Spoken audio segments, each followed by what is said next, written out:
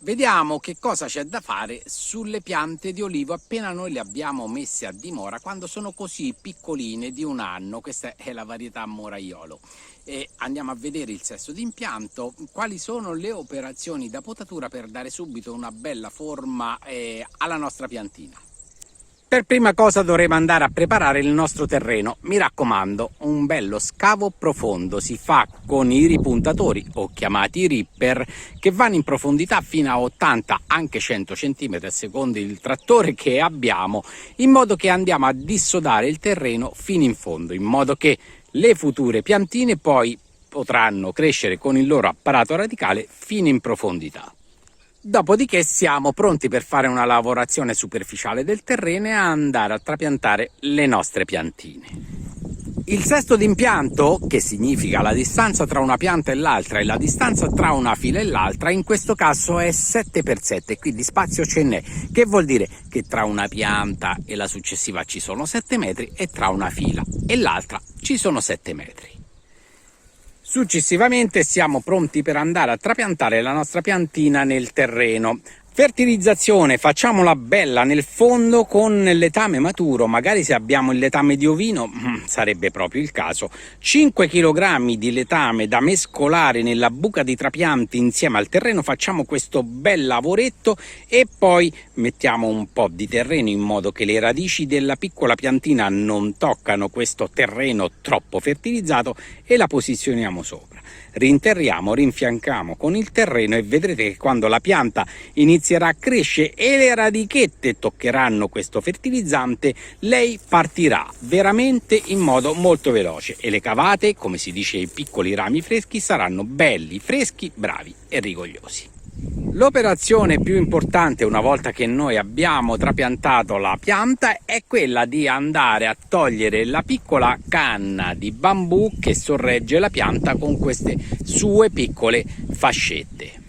Dovremo infatti predisporre vicino alla pianta un asse abbastanza robusto da tenerla su in piedi anche quando tirano i venti, in modo che la nostra pianta poi con questi forti venti non oscilli a destra e a sinistra e non si rovini. Una volta che abbiamo fatto questa operazione, mi raccomando, quando legate la piantina al palo cercate di tenere sempre la piantina su diritta e che non stia addossata al palo, altrimenti muovendosi può ferirsi la parte della buccia esterna ed essendo una pianta molto piccolina e con una buccia tenera potrebbe subito rovinarsi, danneggiarsi.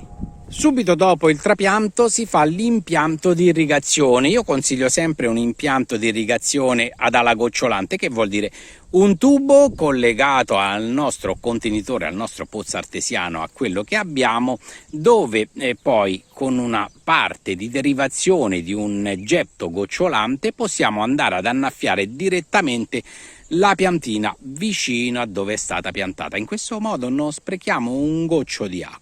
Chi non vuole realizzare chiaramente un impianto di irrigazione in questo modo può sempre lasciare la buca di trapianto leggermente più bassa del piano di campagna ed annaffiare all'interno della buca.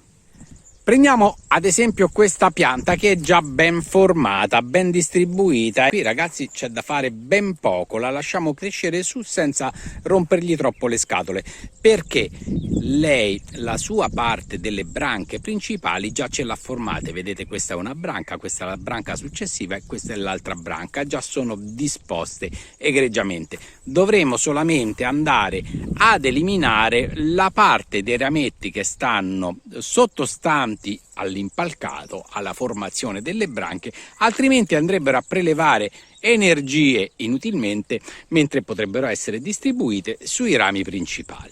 Semplice il lavoro da farsi: si prendono un paio di forbici da pota disinfettati con alcol etilico e si scende giù privando la pianta di tutti questi inutili rametti. Per chi invece ha delle piantine un po' più piccole, ma poi può anche capitare che ci siano delle piantine più piccole al vivaio e hanno ancora il suo astone perché magari il vivaio si è dimenticato oppure non lo hanno tagliato perché ancora la piantina è piccolina, dovremo aspettare che fuoriescano dalla pianta dei germogli distribuiti come vediamo in questo modo qua, anche se sono piccoli, 3 o 4 intorno a questo ramo principale. Una volta che noi abbiamo individuato questo ciuffetto di rami all'altezza che è almeno 80 cm dal piano di campagna, possiamo andare ad eliminare il ramo principale, questo astone qua. Una volta eliminato questo ramo, vedrete che si svilupperanno subito e anche molto velocemente i rami laterali. Queste saranno le future branche della nostra pianta, l'impalcato come si chiama. Chiaramente, come abbiamo visto per l'altra pianta, andranno poi puliti tutti quanti i rami che sono sotto, perché essendo l'olivo una pianta basitola, ossia che crescono i rami in basso più di quelli che stanno verso l'alto, dovremo sempre andarli ad eliminare, altrimenti che succede?